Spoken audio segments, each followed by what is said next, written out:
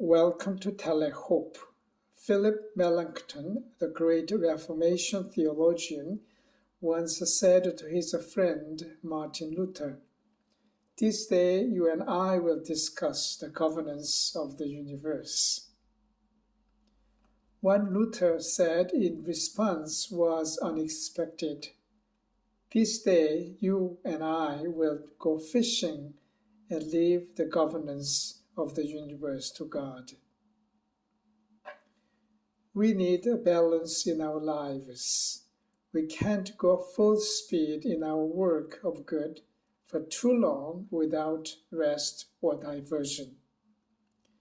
We need to counterbalance the seriousness of our mission with good relaxation. Otherwise, we will lose perspective.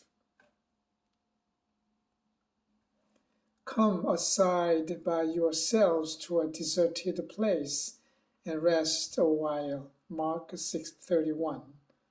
Take us, O Jesus, to a deserted place. Amen.